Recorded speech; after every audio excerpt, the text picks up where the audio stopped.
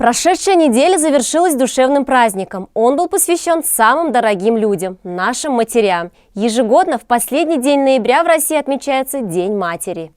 Мама – первое и главное слово в жизни каждого ребенка. Среди многочисленных праздников, отмечаемых в нашей стране, День матери занимает особое место. Роль мамы – самое главное, а для женщины звание матери было и остается самым почетным и благородным. В преддверии праздника в районном дворце культуры прошло праздничное мероприятие. Цель праздника – поддержать традиции бережного отношения к женщине, закрепить семейные устои, особо отметить значение в нашей жизни главного человека – мамы.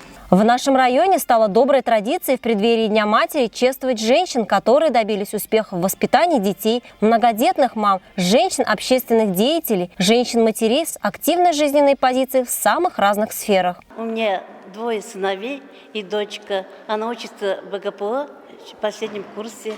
Она у меня приемная дочка. Меня сегодня наградили в номинации «Женщина-мать нации» и «Мама, меняющая мир». Я очень благодарна участникам и хочу поблагодарить их и хочу поздравить всех с Днем матери. Желаю здоровья, счастья всем. Мама-учительница, мама-спортсменка, мама-бизнес-леди или мама-почтальон. Все они разные, но всех их объединяет одно – это безграничная любовь к своим детям. У меня 4 детей, они уже взрослые, старшей 36 лет, самой младшей доченьке моей 17 будет в декабре. Сегодня меня наградили по 2 номинациям: «Женщина-мать нации» 2021 года и «Здоровая мама, здоровая семья».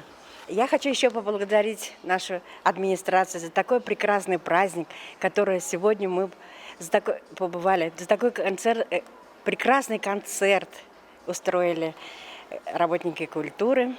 Большое спасибо.